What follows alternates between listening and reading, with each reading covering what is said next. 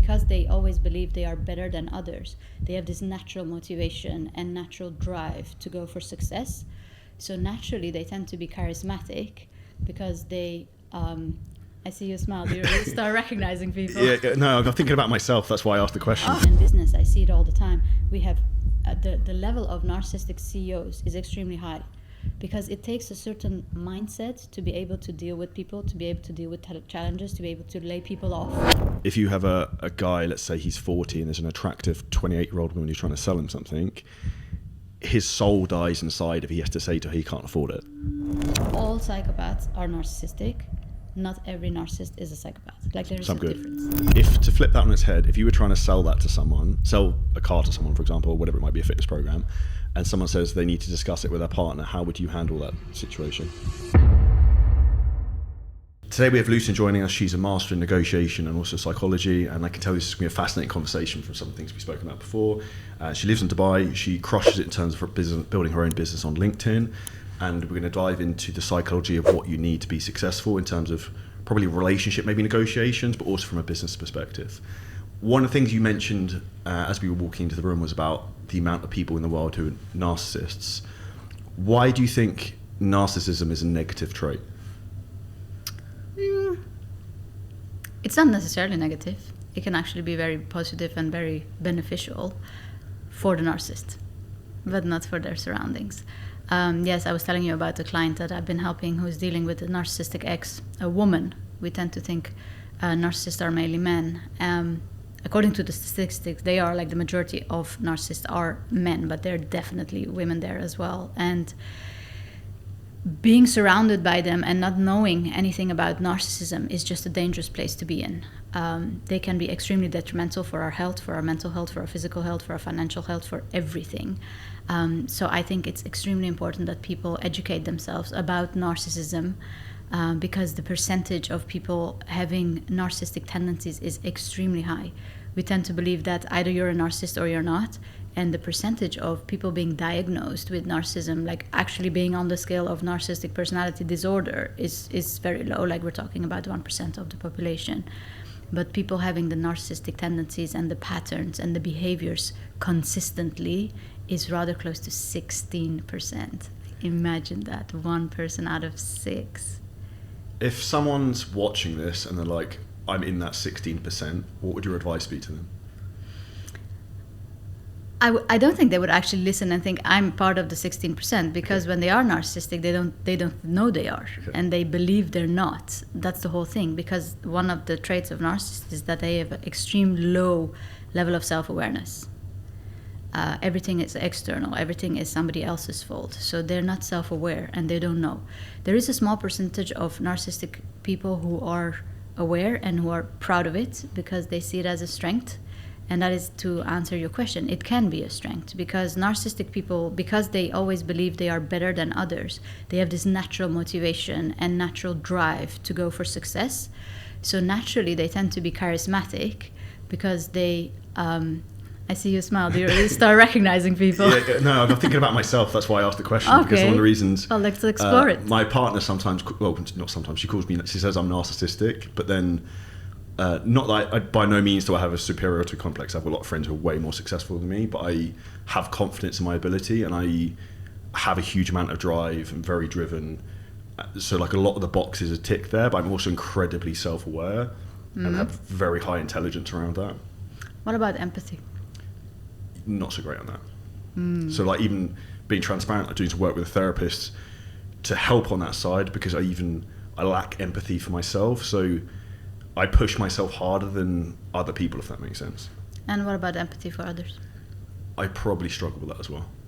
Okay, so these are already two things. And maybe you are a narcissist, and maybe that's fine, and maybe that explains your high level of success because you get to do things and make difficult decisions that other people find difficult. For example, in business, I see it all the time. We have the level of narcissistic CEOs is extremely high.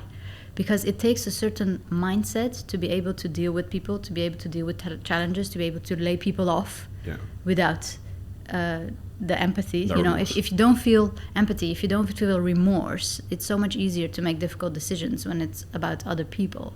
So it can definitely be a strength in business. And we see The population of narcissists is very high in certain areas. For example, we see it in the police force, because the third thing is they desire admiration, whether that's for the beauty aspect or for the success they have. They feed off of admiration of other people. So we see them a lot in the police force. I'm from a finance background, on the trading floors filled with narcissists. So it's different types of narcissism, but I think in the coming years we're going to learn more and more about it, because in the last decades it was still a bit like unknown of what is this, and we were only looking at official diagnosis, which, as I said, is low. But I think in the coming years, with social media exploding, we are going to become more aware of what narcissism is, and I think that's a very good thing, because narcissists themselves can then use it in their favor because of all the good stuff that it brings, but also be mindful of the downsides. And then people who are not narcissistic but are with a narcissist can then learn better how to deal with it so that they don't suffer from it. Quick interjection into the podcast. If you're an online coach who's looking to scale the business, get their first 5K month, 10K month, or even get to 50 to 100K a month, we have helped hundreds of trainers do this at this point, and I've personally generated over $14 million online in the fitness industry. We have a proven methodology that works, provided you're willing to do the work. Now, if you want to book in a free business audit, we'll break down exactly where you are now, where you want to go, and what's currently holding you back. Hit the link below this video and below the podcast to find exactly how we can help you. Pick a time and we will walk you through the process of where your business is at and what exponential growth looks like. Now, back to the podcast. You mentioned there's a huge amount of people, not a huge amount of people, there are people who are psychopathic, who are narcissistic. People who run businesses have to be a little bit crazy to do it, because there's a lot of work, there's a huge amount of risk. And I guess there is some correlation between that, because you've maybe got a skewed risk to reward ratio where you're willing to take on more risk than maybe the quote unquote normal person. Mm-hmm.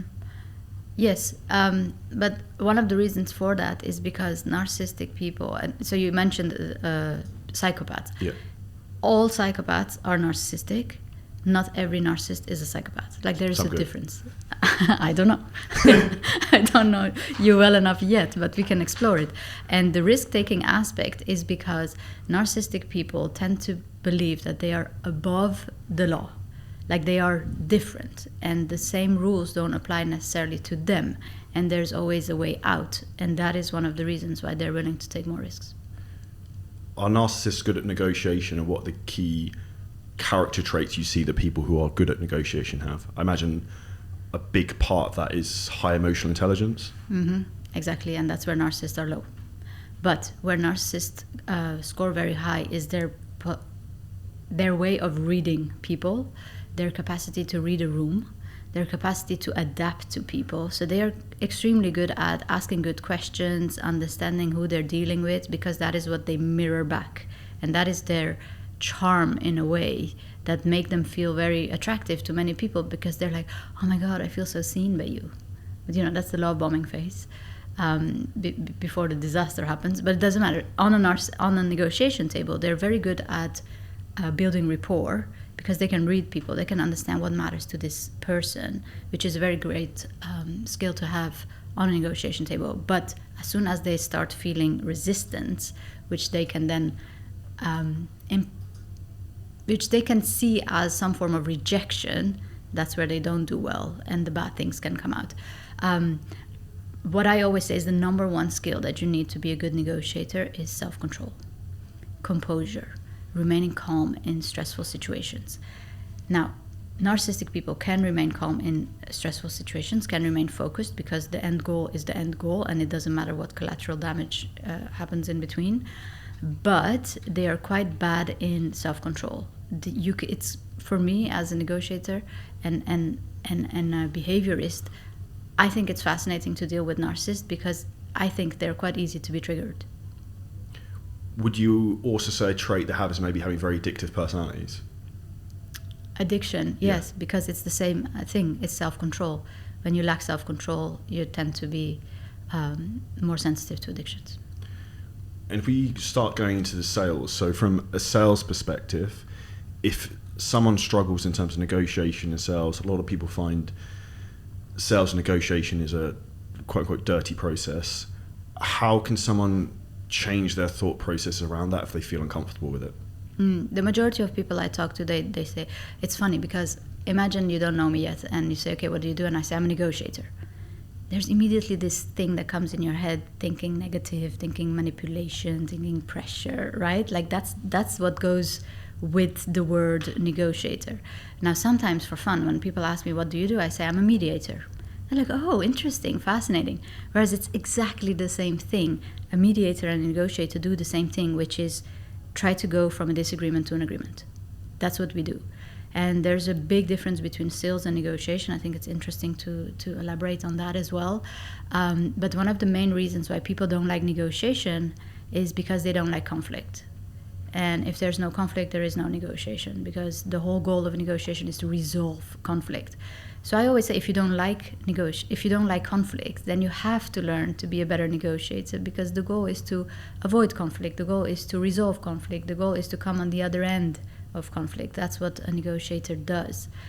Now, going back to your question, sales is a whole other ballgame. When you're selling, there's a product or service, and then there is a transaction, okay? And then there might be a negotiation, but maybe not. If you come to me and say, Luce, this is my coaching program, would you like to buy it? This is the price. And I'm like, yes, please.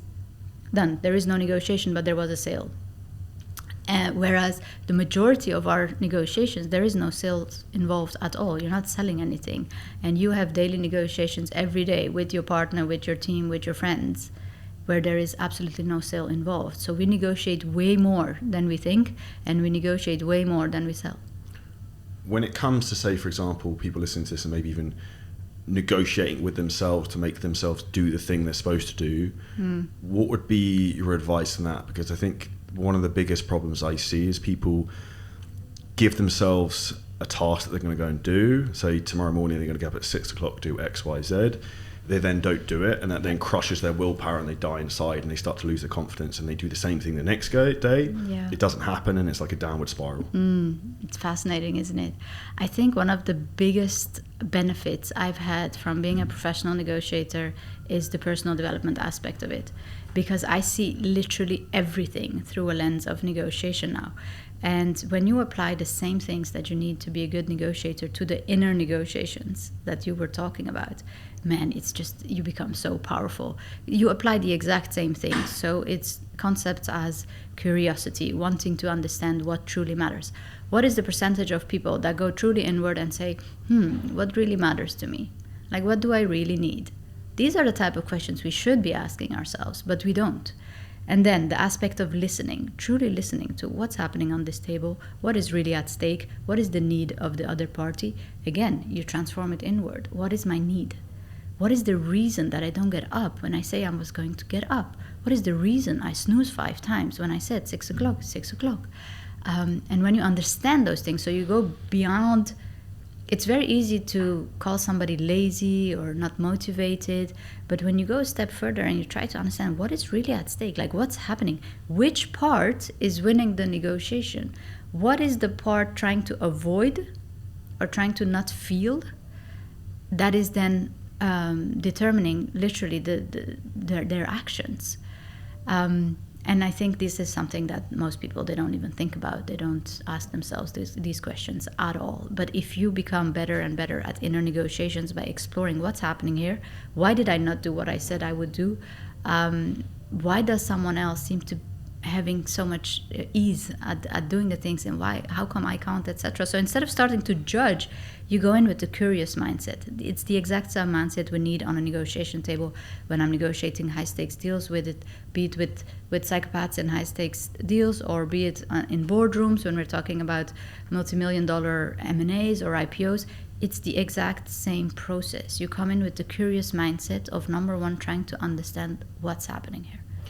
I think the most important skill I see successful people have is they're very self-analytical, so they analyze everything they do and reflect and look where have they done well, where could they improve, and constantly try and optimize. Whereas even personally, I feel up to probably the age of probably even 30, I was like almost like running a blind, like just didn't think, and we were just living life on autopilot. And as soon as you open your eyes and you start to actually think and conceptualize, why am I doing X, Y, Z when I want Y, it then becomes easier to stop doing the things that you should be doing, and then you end up actually getting what you really want. Absolutely. And again, the majority of people, they don't do it. We're all just programmed, and we run the program. But it takes courage to go inward and say, what am I actually doing? Because then you're going to be facing your own demons and your own bullshit and your own lies and everything you're telling yourself, right? And then it's a mirror. And it's like, okay, now that you know, are you actually going to act upon it, or are you going to continue? Because it's so easy to just close your eyes and go and, go to work, come home, watch Netflix, and that's it. That's the easy life. But you pay the price for it, because there's a part of you that knows you can be better, that knows you can do better, and that part is slowly dying, as you said, and that's so sad.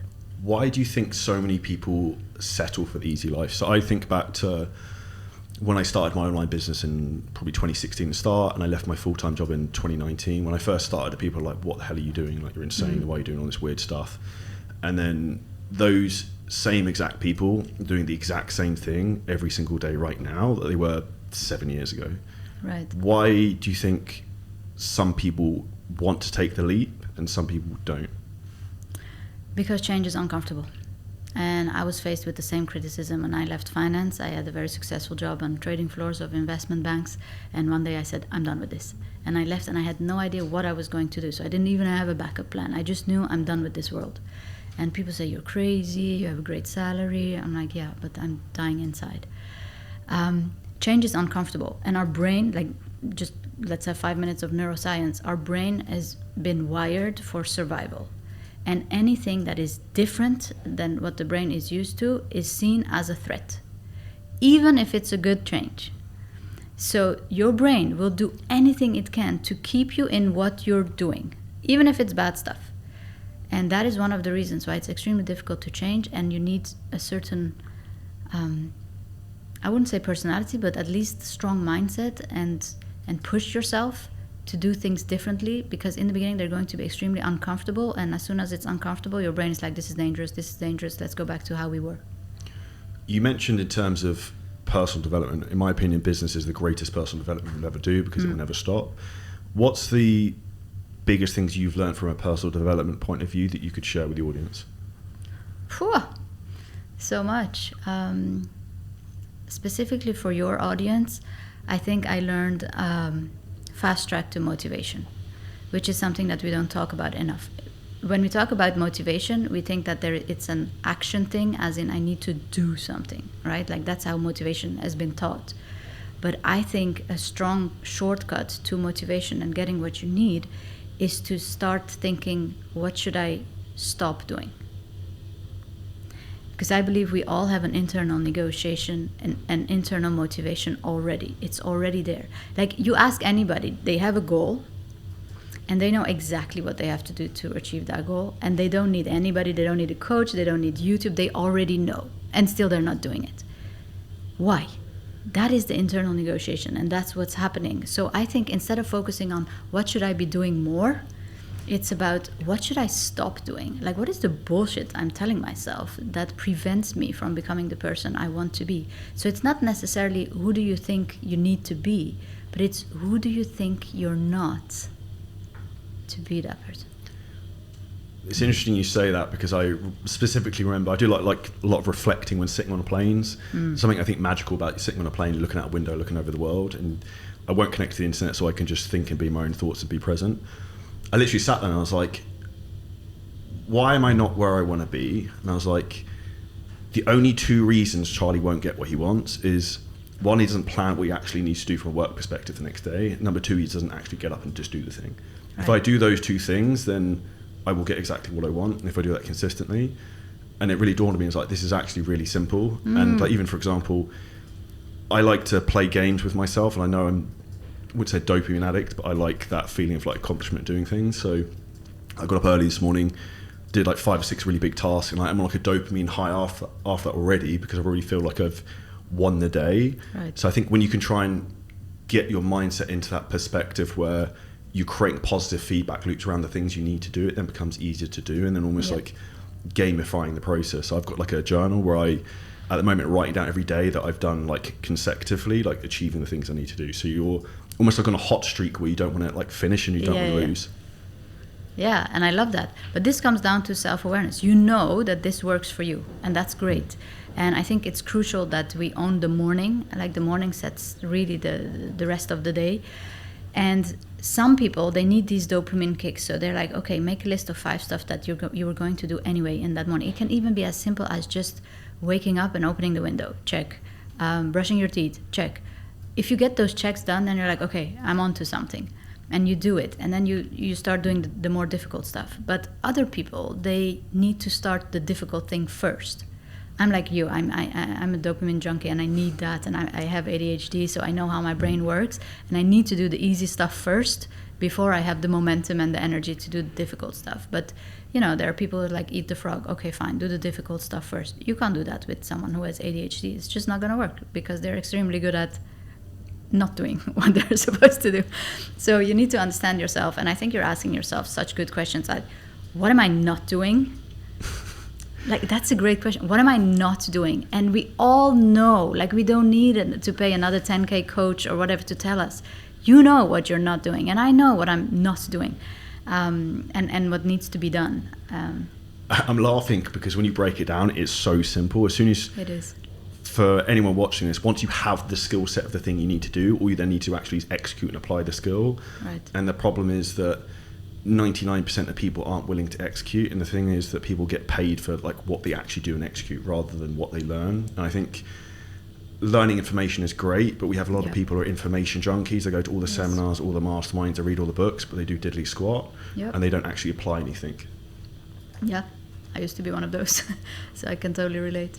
Something you said there was fascinating about ADHD and struggling with focus, and funny enough, Ben Mark, I'll shout you out to if you watch this, which I'm sure you will. He just shared, he's one of our clients who shared one of our podcast episodes that actually went out today. And the biggest takeaway he took from that was actually diarising his calendar, and he's doing shorter work blocks because he has ADHD and can't focus for more than like 30 to 60 minutes. Yep. What's the best way you found to maximize your productivity and focus with like the high pressure work you do with that?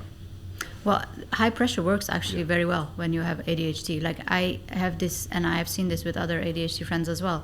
We have this innate capacity to remain calm in crisis situations because we're so used to our brain being like thinking about a million things at the same time that when you're in that environment where you have to think about a million things at the same time, like we're like a fish in water.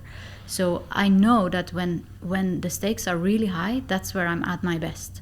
And I thank that to my ADHD. So it definitely has advantages as well. But it becomes so difficult when I have to do stuff that I don't feel like. So, man, when I have to do my admin, when I have to do my finances, like it's just so extremely difficult for me. So I do the same thing. I use white noise. Yep. So I just, on YouTube, you Google white noise ADHD, put my headphones on, that helps because it just creates this noise in my head, and then it helps me stay focused. So that's something that really works for me. I have decided to take the path of no meds. I'm not judging anybody, but we need to try and see what works or what doesn't. I tried meds. It was great. I was like, oh my God, this is how normal people function. But I was like, no, I don't want to get addicted to this stuff. And I decided I don't want to do it. But then there's so many stuff that you have to put in place. Like sleep is a big important one. I feel with that all the time because I'm a real night owl. But going to bed early, it helps massively, not only with the focus, but even with mental health. And then there are some supplements that we can take, and everybody is different, and everybody should take their own journey. But self-awareness is so important. If you have ADHD, you cannot expect yourself to work as other people and then go around and be very negative about yourself when you don't hit it. We have different types of skills. We have different ways of doing things, and it's all about like any other skill. Like understand what you're good at. Go all in on that, and all the other things, try to make it as easy as possible, or get somebody else. Like I have an assistant, she's so organized. Like for me, that's so scary to see. Yesterday she was showing me her systems, and she was like, and for me it was just headache. I was like, that's why I have you. So try to delegate whatever you're really, really bad at, because just like every other skill, and we see this in the school system, and I tell parents this all the time, it's completely useless to try to go from bad to mediocre. Yet, look at what we're doing in the school system or what parents do. They see their kid is bad in math, boom, they take a teacher to teach them math. Why? If they're good at languages, go all in on languages. It's so much easier to go from good to great than to go from bad to great. Like that journey is just horrible, and you don't like it, and you're not good at it. So find your natural strengths and go all in on that. Then it's much easier to go from good to excellent than from bad to mediocre. and you suffer in the process. I think a big mistake a lot of people make when it comes to even building up their own personal skill set is they want to be like good at everything rather than exceptional at one thing. If you look at like companies like Google, they will hire people who are like a T. So like they're average at like 9 out of 10 things, but the one thing they're like a 10 out of 10 they're insane at. So even if you look at like professional athletes, like professional footballers, they're insane at playing football, probably terrible at absolutely everything else. They just focus on mastering that one craft rather than they're okay at cricket, they're okay at basketball, they're okay at football. Like no one would care. Exactly. So I think that's what we should do. We should start that in kindergarten.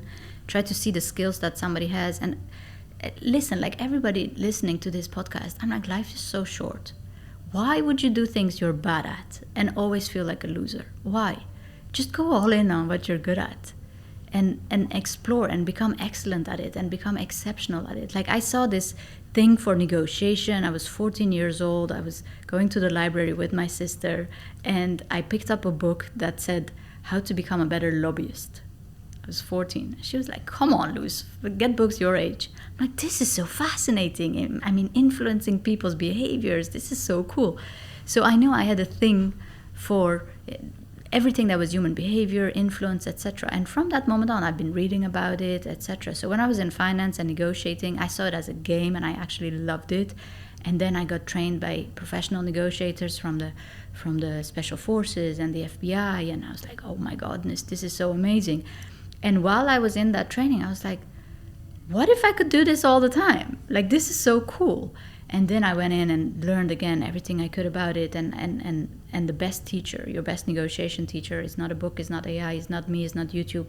It's your last negotiation. It's full of golden nuggets that you can learn from by having this skill of self-analysis.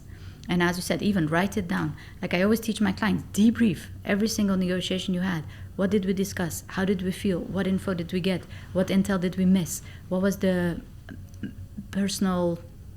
what is the other things that we noticed that weren't said, be it in body language, be it in micro expressions, like all those things. And then you analyze it. And then your next negotiation, you're already going in more prepared because you debriefed your last negotiation. And that's where all the lessons are. It's fascinating. And it's been analytical and self-reflective again. One thing I want to ask based upon what you just said, what's the biggest thing you learned from training from the Special Forces and FBI when it comes to negotiation? Oh, I'm very grateful to have worked with them because I've learned a lot of things. What is the biggest? You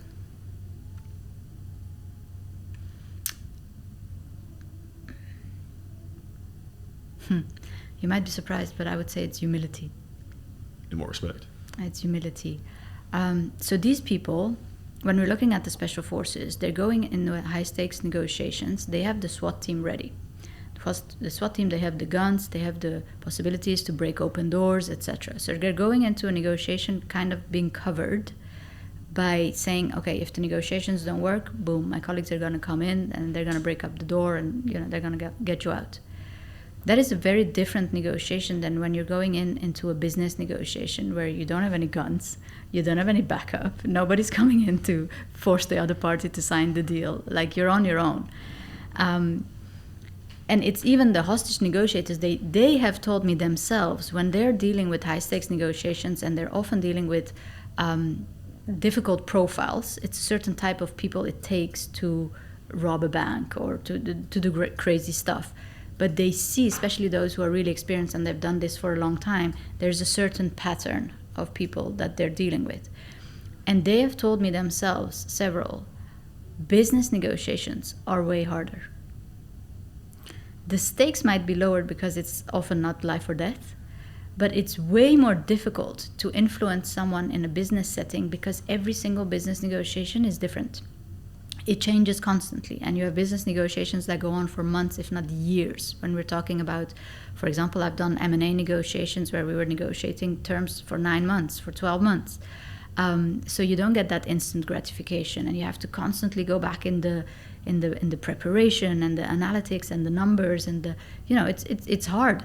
And then the people change, and then the person you were negotiating with changes, and then there's another person coming in. So it's way more complex to have high-stakes business negotiations than some high-stakes life and death negotiations where you think, oh, But the stakes are so high, so the negotiation is difficult. The process itself is not necessarily more difficult. So what I've learned from them is the whole aspect of self-control, the humility of never think you know.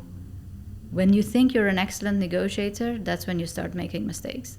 Like it's the same as people who are doing, jumping out of airplanes, right? Like the highest percentage of accidents, it's not with the beginners. It's always with the experts, because now they start taking risks because they think, oh, I'm good. Humility. No matter how good you become, keep the humility of saying there's still more I can learn. There's still more I can develop. I don't know everything yet, and don't take risks. It's interesting you say that. I smile because it reminds me of salespeople a lot. Is as soon as they're doing well, they think they know everything, and then they start to cut corners, and then they don't do so well. Exactly. And like I've had that happen to me before, where I've maybe taken sales calls, I've closed like 10, 11 people in the world, thought I was like God's gift reincarnated, and then I think the next 5 that didn't sign up, I was like, fuck, like, what's happened here? And I think that's where human psychology is so fascinating, I think, when it comes to negotiation and also sales. People who maybe lack confidence or also feel maybe the other person has an authority on them when they're trying to have a negotiation or sale. So for example, let's say I'm a younger guy who's 25, 30. I'm trying to sell something to a fitness program, let's say for example, to a guy who's 45, 50, but he's a senior executive. So there's a big authority shift in terms of like dynamics. Right. What would be your advice to someone in that type of position? Oh, that's an excellent question. And you nailed exactly the module I have in the program, because after having negotiated high stakes deals for now, 24 years, I've seen certain patterns, and there are 3 pillars that I always talk about that you need to be a good negotiator. And one of them is never talked about. Pillar number 1 is credibility. And credibility is not something you can give to yourself. Like, yeah, I did this, so now I'm credible. It's always somebody else who decides if you're credible or not, if they want to negotiate with you or not, if they want to take you seriously or not, if you're being invited on the negotiation or the decision-making table or not. So working on your credibility is something that we can all do day to day in building that credibility and that authority in whatever it is that we're doing and in the way others perceive us. So I go and do the 4 aspects on how to do that. The second pillar is competence. How do you want to be confident if you're not competent? Like, of course, you need to be good at what you're doing. And again, different aspects to work on your competence, on your skills, on what you bring to the table, on how even anything you bring to the table that has nothing to do with your skills, like your looks, your gender, your age, all those things influence the way somebody perceives you. You wouldn't negotiate or give the same credibility to somebody who's 4 or 40, right? That's a normal thing. So you're bringing that to the negotiation table. You need to be aware of that and then develop your skills and everything to increase your credibility. Then the third pillar, and this is something that nobody talks about, but we already mentioned it several times, is composure. How do you remain calm in stressful situations? How do you remain calm when somebody triggers you? When somebody says no? When somebody insults you? Like, I've seen the craziest things happen where you're like, you want to bark back, but you can't. So how do you remain calm in stressful situations? So these 3 C's together become the baseline for your level of confidence. Because if you don't have credibility, there will be a lack of confidence. If you don't have competencies, you cannot be confident. And if you don't know how to remain calm, you can be very confident in appearance, but then it would be super easy to trigger you and to push you off track. So again, credibility, competence, composure together become confidence. What's your process look like before, say, you go into a negotiation or a sales scenario? Do you have like a set framework in terms of how you approach something like that? Absolutely. Preparation is super important. Like, we need to do our homework. There's so many people who go into a very important business negotiation and they've barely prepared. And when I talk preparation, I'm like hardcore preparation, everything. Who am I dealing with? Why am I negotiating? Am I the right person? Who is the right team? What is the intel that we have about the other party? What is the intel that we have about the situation? How can we get more intel? Like, the more prepared you are, even preparation increases your confidence because you know what you're dealing with, you know what you're talking about. I prepare everything, even to come to this podcast. Like, you invite me to be on your podcast, okay, cool. I don't go and say, oh, cool, I'm going to go there and talk about me. Like, researched you. Who are you? What kind of questions do you ask? What is the type of audience? Like, what is the level? I noticed, for example, that you speak fast naturally. So I adapt. I speak fast because that's what the audience wants. The mirroring and everything. I think if people would just spend a bit more time in preparing what they're doing, why they're doing it, who they're dealing with, and how can they serve that person the best way and adapt.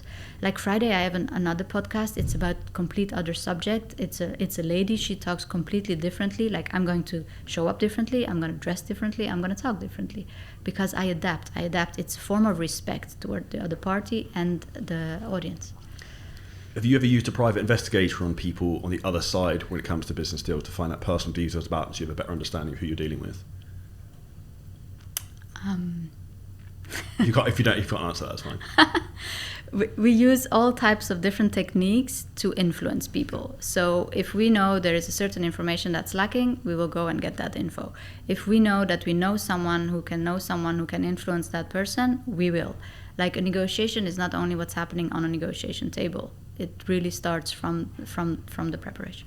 Because I think, even I talk about from the perspective of what we do, our clients sell generally fitness weight loss programs. So the easiest thing they can do to set themselves up for success is spend 5 minutes going through the person's social media profile and understand who you're actually dealing with. Like, of course. Like, what are the things they like to do? Do they have a family? Do they not have a family? Do they travel? Like, you've got, yes. You know what buttons to push and what type of tonality and language to use depending on probably what type of lifestyle they have. Absolutely, and it's so easy and it's free. And I would say go take it a step further. Of you look at their social media, of what are they posting, what are they writing about. That only shows how they want to be perceived. But then you take it a bit deeper and you go at what are they commenting on and what are they commenting. That gives them a lot about what's happening internally as well. So that gives you a lot of insights. Of course, if you want to sell to somebody, you have to know who you're dealing with. You need to know which language am I supposed to speak. You need to know how am I supposed to dress, how am I supposed to show up. All those things that influence their credibility and the willingness that they will have to want to listen to you. We need to show up and speak in a way that make people want to listen to us, and we need to listen in a way that make people want to talk to us. Do you think women are better negotiators than men? In certain circumstances, yes. In certain circumstances, no. That is a short answer, and research shows this. Women tend to be better negotiators when they're negotiating for somebody else. And we see this constantly. For example, I know this from the special needs community. When we look at mothers of children who are sick, it's mostly moms who are advocating. It's mostly moms who go and knock on doors and make things possible. It's mostly moms negotiating whatever their child needs. It can be care, it can be inclusion in school, it can be a special something that they need that they don't have. It's mostly the moms showing up. And we've seen this over and over again. When women negotiate for somebody else, they tend to have more success than when men are negotiating for somebody else. Now, when women are negotiating for themselves, it's another story. There we see that men have better results because men tend to have more confidence in asking for things that are difficult. Men tend to get over no's faster and knock on another door. Men tend to, when a negotiation fails, it's always somebody else's fault. Whereas women go more inwards and say, what did I do wrong? So there's a lot of things we see that is very different. And I don't agree with the approach that we should teach women and men to negotiate the same way, because I think it's completely different. And it's not, I mean, again, I have more than 2 decades of experience and I've seen this over and over again. When there are high stakes negotiations, like we're talking about really like multi-million-dollar deals or lives at stake, and I have a woman in my team, one of the questions I get asked so often, which I've never ever heard a man ask, is this: do you think I can do it? It's not a question a man would ask, because if you'd ask me to do it, I'll just do it, or like try my best. But almost every single woman I've worked with, when the stakes are high, not like a small negotiation, when the stakes are high and we're preparing for weeks and we have done everything and it's showtime, they're like, Luce, do you think I can do it? I'm like, why do you ask me that? You have all the skills. You wouldn't be in my team if I think you can't do it. But they ask themselves that question. So that's why I believe we should teach negotiation differently to men and women. We should teach men the skills, the techniques, the strategies. Those can really help. Most men already have the confidence, the willingness, the mindset, the determination. It's there. They want to. They have something to achieve and they're going for it. Like in general, the masculine energy is to do, is doing, right? In general, the feminine energy is to be. So women are better on a negotiation table when they have to observe, when they have to analyze, when they have to see what's happening, micro expressions, body language, sensing somebody, reading the room, feeling the energy of the space. For that, women are extremely good. So in general, what I say is the best is to combine both worlds, but also give them specific tasks. So on a negotiation table, when it's high stakes, first of all, you barely go alone. Like all those movies about a professional negotiator and it's a one-man show, it's all nonsense. We're always a team. At least you want to be 2 people. But then if you really want to make it a pro level, is you want to separate who does what on a negotiation table. And this is all based on the skills that you know your team members have. But if you want to send your team to negotiate, first of all, you as the CEO of your company, you have to stay out of it. The decision maker has to stay out of it. And I can give you 10 reasons for that. And then you have to, as a decision maker, decide, okay, who am I going to send in? And then if you really want to make it a professional, like negotiate like professionals, you're going to say who's going to have which role. And you're going to give somebody the lead negotiator who is taking the lead and doing the talking and asking the questions. And then one who is backing that lead negotiator, who is observing and taking the notes and backing the lead negotiator when it's needed. But often what we see in business negotiations, they both go in, they both talk, they both whatever. But if one of them is pure there to take notes, to observe, to read the room, to see who else is there, etc., and the other one is leading the negotiation, now you have, from a neuroscientific point of view, the best of all, because you have the focus of the lead negotiator. He's doing the talking, he's doing the explanation, the selling, all those things. And then you have the how do you call it? Peripheral view, where you see the bigger picture of what's happening. And then if on top of that you have the decision maker who is out of it, who's not even part of the negotiation, so this person can keep their head cool into making the right decisions. This is the power combo. And this is what I teach my clients in companies. Like, make sure everybody has their own role, and then it becomes such a powerful teamwork. And this is exactly what they do at the FBI. This is what they do with the special forces. You have the decision maker, you have the lead negotiator, and then you have the negotiator 2 or the commander or whatever you want to call it. And those 3 skills combined make sure that you gain the most intel, that you observe the most, that you learn the most about your counterpart, and that you know which language to speak to get them to do what you want them to do. Because in the end, that's what negotiation is, influence behavior. I'm really glad there what you said about the CEO or the owner of a business not getting involved in those type of conversations, because I think one of the big problems people have, myself in particular sometimes, is we think we can do it better than everyone else and we need to do everything. So interesting, we had a scenario like this on Monday where it was like a difficult negotiation with a team member we had to change something with, and the guy who had the conversation was like, "Are you going to be on the call?" I was like, "No." It's like, "You can deal with this. You can do it. Yeah. Like X, Y, Z. Here's the framework of what you need to do. Off you go." And it probably went way better than if I was involved with it. Well, you see, that's humility right there. Absolutely. And I can give you 10 reasons why it's better for a decision maker to stay out of the negotiations. And this is something a bit difficult to swallow, especially for the narcissistic CEOs, if you want to get back to that, because they always think they can do it better than their team members, but they can't. And if you look at, for example, political negotiations or country to country, or even, let's say, a hostage negotiation. You know how many hostages happen daily and they call and they say, "I want to talk to the president." Like, do you really think the president is going to come and talk to that hostage taker? Of course not. The decision maker always stays out of it. And let me give you one reason in a business setting. In a business setting, you are the CEO, so you decide on the strategy of your business. You are thinking broadly. You have this strategic overview of what is your business about, where do you want it to go, where are you headed. Like, you're the captain of the ship, right?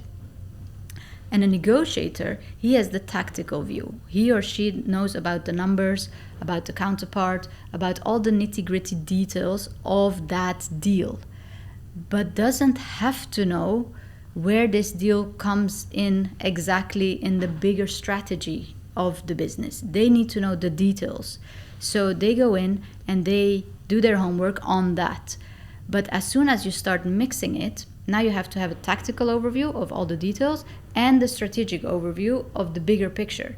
And that's when you can start making mistakes, because this deal is for the negotiator very important and they're going to go all in, etc. But you as a decision maker might see that actually losing this deal might be better for the long run or for the bigger picture or for the long-term relationship with this client. So when you start wanting to see both, it's not like neurologically, we're not capable. As soon as you start having a tactical view of things, meaning the details, you lose the bigger picture. And I teach this by, if you want, we can do a little exercise, then you will see exactly what I mean. Okay, I invite you to put your finger in front of your nose and just observe your finger in as much detail as you can. And people listening, you can do the same thing. Just observe your finger. Look at the lines, the color of your skin, your nail, whatever. Okay? Now answer this question. Give me as much detail as you can about the other side of the room. I can't see anything. Difficult, isn't it? Okay? Now look at the room, the walls, the colors, the lighting, the energy, whatever is surrounding you. And now give me all the details about your finger. You can't do both. It's difficult, right? You can't do both. Voila, that's it. Either you have the strategic overview or you have the tactical overview. It's very difficult to have both, so don't mix it. And do you think that's an example of why business owners and operators get stuck in the weeds, because they get an idea of like, we need to do X, Y, Z, and then they dive in themselves to like try and do the thing, but then they forget about the broad strategy of what they were doing overall. For sure, 100%. Yeah, that's one of the reasons. A second reason, and I told you I have 9, so anyways, I can give you many. But the second reason is when you as a leader send in a negotiator, and let's say things really don't go well, but that client was very important, you can always step in and say, you know what, this is not what we stand for, or I'm going to send another negotiator, or I'm going to come in and fix it myself. Again, that would come with a lot of disadvantages, but at least you have the possibility to fix it. Whereas if you are the end decision maker and you mess things up, like it's very difficult to send somebody else to fix it while you're the... There isn't a higher level to go. Exactly. If you can't go higher, you can't send somebody else in. Third reason is, as a negotiator, you can always use the card, let me discuss this internally and come back to you. So you gain time. Even if you have the decision-making power about that thing, you can just use that card to gain time to reflect. Whereas as a decision maker, it's very difficult to say, let me discuss this internally. But discuss with whom? You're the decision maker. So when you are a decision maker, they're expecting a decision. So you don't have that luxury of saying, let me discuss this internally. Do you think one of the big mistakes people make is they make the decision there and then, where they need that opportunity to go away and review the situation? Because I know personally, I've put my foot in it proverbially a few times, not recently because I've learned from my mistakes before, by just like impulsively going with whatever it was there and then. Yeah, absolutely. But that's also what's expected from you, because you're the decision maker when it's about your business. So you tend to then do that. It's very difficult as a decision maker to say, I need to reflect on this. Or of course you can say, I need to reflect on this, but you cannot say, I need to see what other people are saying. Especially when you have to sell a no, it's way easier to say, I discussed this internally, unfortunately, I'm not allowed to do that. Then boom, it's not your fault. But as a decision maker, if you say, I don't want to do that, that's perceived very, very differently. So yeah, and you can even use it when you are a negotiator. You can even use it if it's not the case. For example, when I'm negotiating, I don't know, I've just done a $1 million dirham renovation on the house. There were negotiations there. Or when I'm buying a car, or let's say high amounts. I always use the card, let me discuss this with my husband. Spouse objection.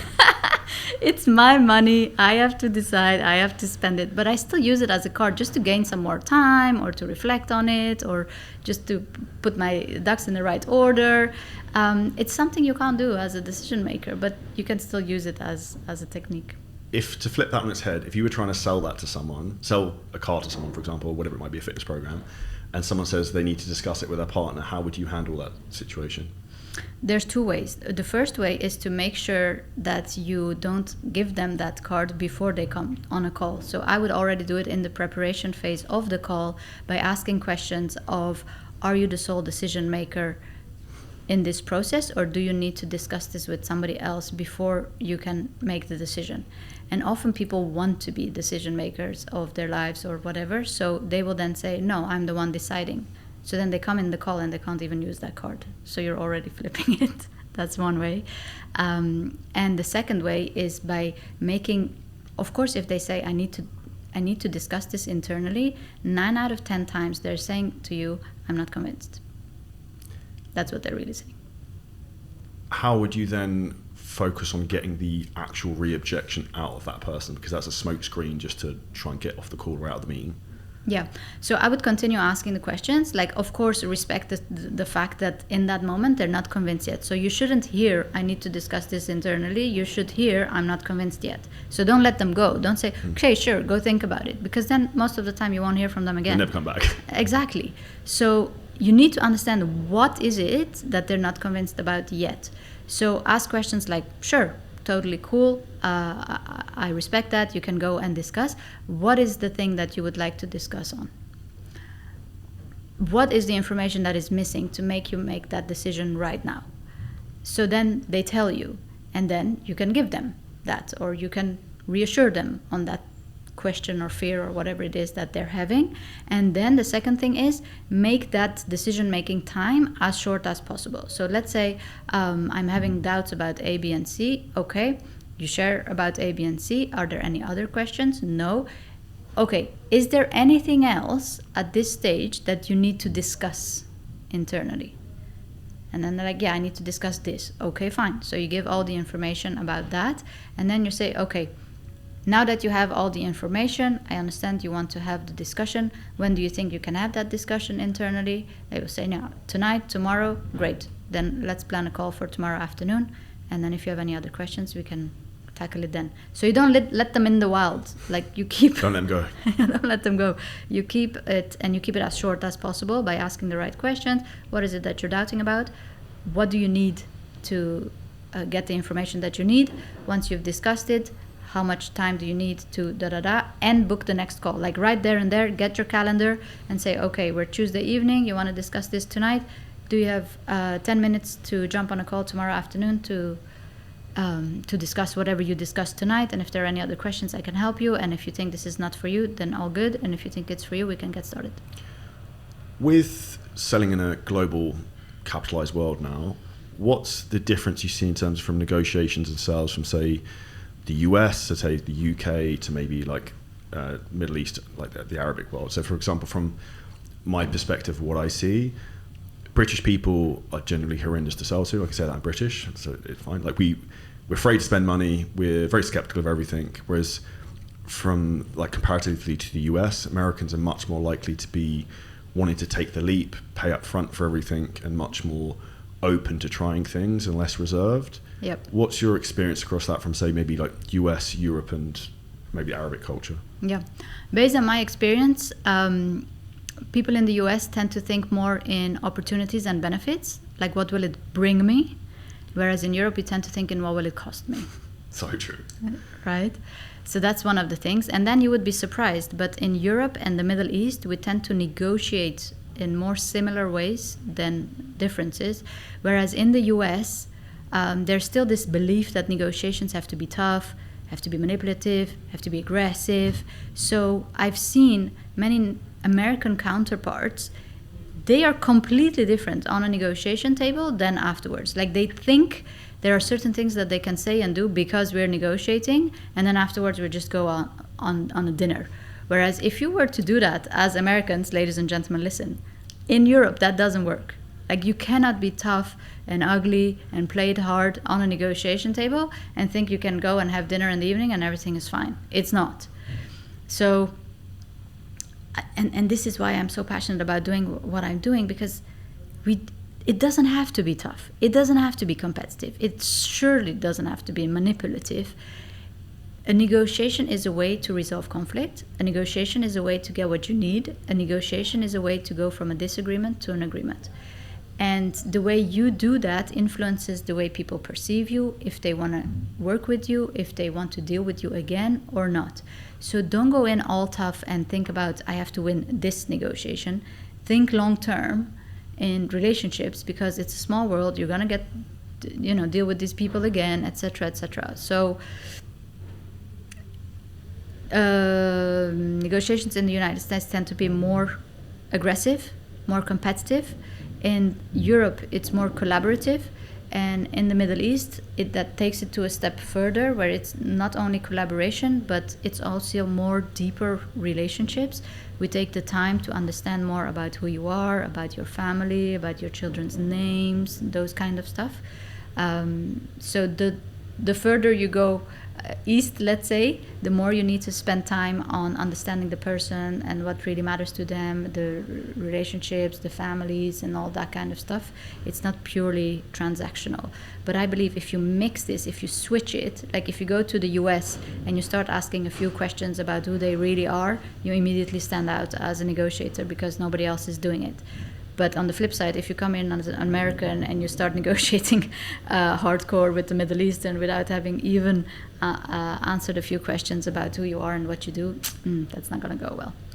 Do you see negotiations have changed over the years since you've been doing this? So even from say from a marketing point of view, there's buyer and consumer awareness that people know how they're being sold to essentially.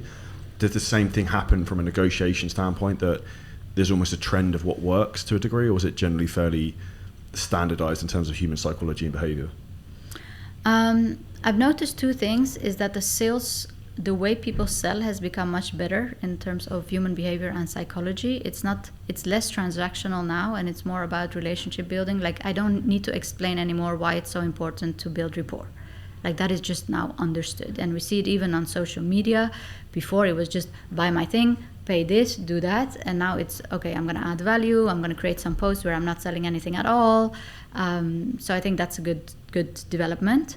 In the negotiation process, one of the things that I've seen that I like and I like to see more of is that more and more women are coming in the game. More and more women are advocating for their needs. More and more women are developing themselves and learning how to say no and what matters to them, etc. Whereas before, it still used to be a man's world. I mean, it still is. In the professional negotiation, less than 15% are women. So there's still work to be done, because as I said, when we bring the skills that women tend to have naturally better than men, and we combine that with the amazing skills that men have, that is where we can really book amazing results.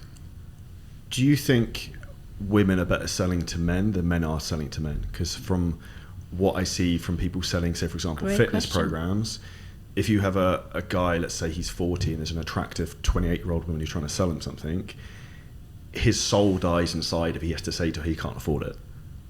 Yeah, exactly. If a woman says, well, if you can't afford it, I understand. As a man, I think that hurts more than if your body tells you, oh, if you can't afford it, it's okay. So yes, I think that absolutely plays a role, and we see that everywhere, and we see that in the entertainment industry, and we see that even in finance, that we see it in real estate. If you put a woman where a man is the decision maker, it tends to be more influenced. I think this is just normal human behavior, and it's nothing to be surprised about. Yeah. Do you see a big difference in terms of dealing with ultra high net worth individuals and from a negotiation standpoint versus upper middle class?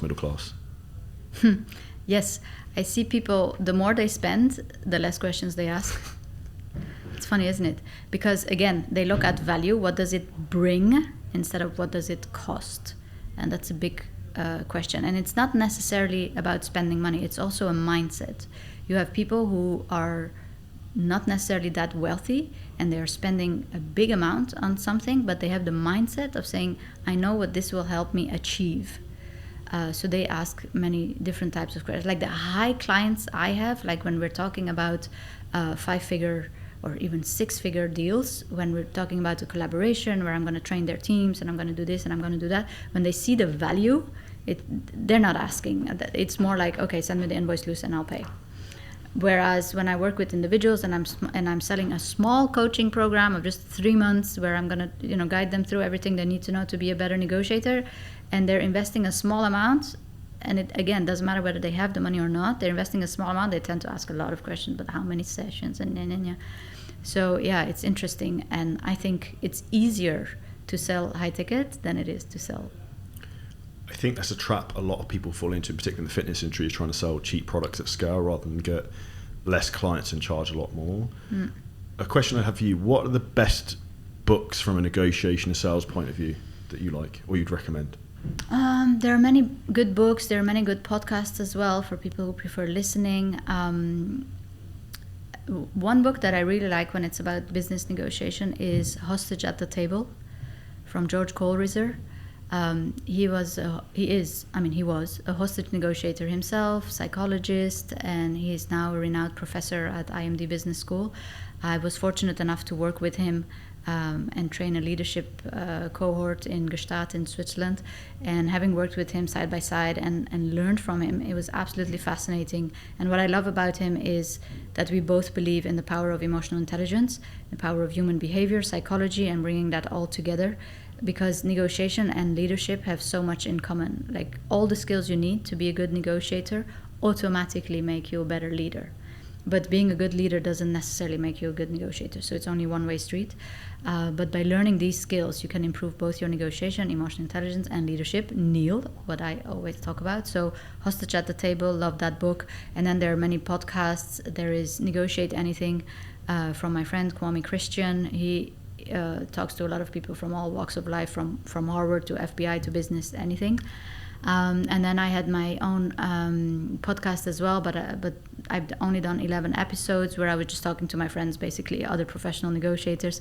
It's purely about negotiation and with the angle on how can you use negotiation skills to face adversity in life. Like, that was the angle I took, and I had some fascinating conversations. It's called Life Negotiations. It's still out there on the things. And then, there's just so many. But you know what it is? Right now with YouTube, with social media, with AI, it's very easy to know the skills. Like, just ask AI, how can I negotiate better? How do I become a better negotiator? Boom, you have your list. You don't even need to buy the book. But what I believe really makes a difference is flipping the question and not asking, what should I do to be a better negotiator? Is to ask yourself, what is holding myself back from being a good negotiator? What is preventing me from being a good negotiator? And that is where the real interesting insights will come. Do you use AI for any negotiation, or is there anything you would recommend using? So you just gave me an idea of a situation I need to deal with in the next few weeks, and I just gave me the idea of, like, just write the whole thing out, put it as a prompt into, like, Claude AI or ChatGPT, and just see what it comes back with. For sure, it's super powerful, and I absolutely think we can use it in negotiations, and I do. I use it a lot in my negotiation preparations. So I tell AI, this is what I know about my counterpart. Is there anything else I'm missing? This is the intel, this is the situation. And I tell AI, if you were on the other side and I'm negotiating with you, what is the questions that you would ask me? What is the intel that I'm missing? You just pretend that you're already doing. So you can do the preparation work, you can do the simulations with AI. You can say, be an extremely aggressive negotiator with me, and this is what I'm trying to reach. It's fascinating what it comes up with. And we're only in the beginning stages. Like, AI is still a baby. This is going to develop more and more. I see a future where we're going to have, this might sound a bit like scientific, but I believe in the future we're going to negotiate, and when it's high stakes negotiations, instead of having an expert in micro expressions and body language, we're going to have a little tool next to us that is going to observe everything you're saying and doing, and all your muscle contractions and everything that your face is saying, because your face talks before your words do. So I believe we're going to have a little thingy next to us that's going to analyze everything. And being the optimistic that I am, I think it's going to be a very good thing, because we're going to cut through the bullshit. Like, people are going to stop pretending, because they know, hey, that thing is analyzing your face, and they're going to be able to read what you really think anyways. So might as well be more authentic in your approach. So anyway, people say, no, AI is a threat to negotiations. I don't think so. I think, and we already see it. For example, Walmart, and the negotiations that they're doing, it's already AI against AI. Like, there's no humans involved at all when they're renegotiating certain contracts in terms of logistics and stuff. Like, it's just machine against machine. So AI is here to stay, and I think it's a good thing if we use it in the right way.